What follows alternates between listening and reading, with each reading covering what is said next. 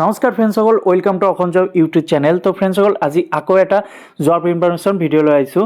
তো বন্ধুসকল, আজিৰ ভিডিঅ'টো হৈছে যে আপোনালোকে যদি 8 পাছ নতুবা 10 পাছ কৰিছে তেতিয়াহ'লে আপোনালোকৰ বাবে এই ভিডিঅ'টো গুৰুত্বপূৰ্ণ ভিডিঅ' হ'ব।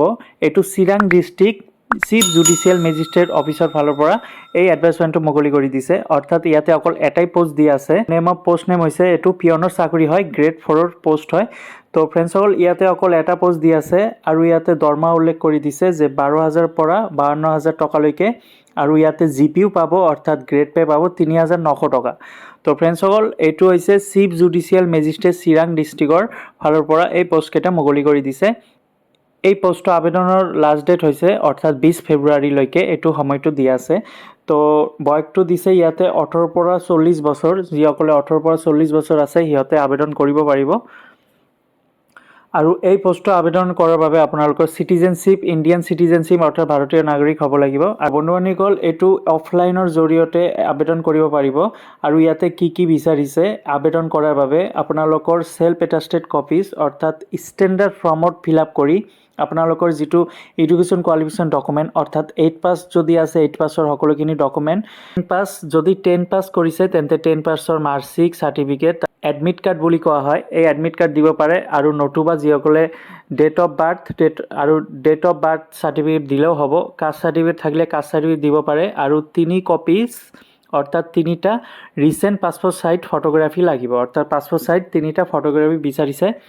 আৰু এটা এড্ৰেছ লিখা আছে ইয়াতে, চাওক, the chief judicial magistrate Chirang post office PS Kajalgaon district Chirang Assam 783386। এই এড্ৰেছত আপোনালোকে ষ্টেণ্ডাৰ্ড ফৰ্মটো ফিল আপ কৰি এডুকেশ্যন কোৱালিফিকেশ্যন ডকুমেণ্ট আৰু লগতে কাষ্ট চাৰ্টিফিকেট সেই সকলোখিনি সেল্ফ এটাষ্টেড কৰি এই এড্ৰেছত পঠাই দিবলৈ কৈছে। তো এইটো ষ্টাৰ্টিং ডেট হৈ গৈছে অলৰেডি 5 ফেব্ৰুৱাৰীৰ পৰা আৰম্ভ হৈছে। এইটো লাষ্ট ডেট হৈছে 20 ফেব্ৰুৱাৰী। এতিয়ালৈকে সময় আছে। আপোনালোকে যিসকলে ইচ্ছুক অৰ্থাৎ যিসকলে গ্ৰেড 4ৰ এই চাকৰিটো এপ্লাই কৰিব বিচাৰে তো আপোনালোকে কৰিব পাৰে। এইটো অফলাইনৰ জৰিয়তেই এপ্লাই কৰিব লাগিব, অৰ্থাৎ পোষ্ট অফিচৰ জৰিয়তে এপ্লাই কৰিব পাৰিব, নহ'লে এই চিৰাং ডিষ্ট্ৰিক্টত গৈ আপোনালোকে মেজিষ্ট্ৰেট অফিচত গৈ তাতে এপ্লাই কৰিব পাৰিব। এইটো হৈছে এডভাৰ্টাইজমেণ্ট। ইয়াতে চাওক লিখা আছে office of the judicial magistrate Chirang. তো এটাই পোষ্ট আছে পিয়ন গ্ৰেড 4ৰ। আৰু ইয়াতে এডুকেশ্যন কোৱালিফিকেশ্যন বুলি ক'লে ইয়াতে 8 পাছ আৰু 10 পাছ। 8 পাছ যিসকলে আছে সিহঁতেও এপ্লাই কৰিব পাৰিব, আৰু 10 পাছ যিসকলে আছে সিহঁতেও এপ্লাই কৰিব পাৰিব। স্কেল অফ পে অৰ্থাৎ দৰমহা দিছে 12,000 পৰা 52,000 টকা, আৰু গ্ৰেড পে জিপি দিছে 3,900 টকা। তো বন্ধুসকল, যিসকলে এই চাকৰিটো এপ্লাই কৰিব বুলি ভাবিছে সিহঁতে আবেদন কৰিব পাৰে।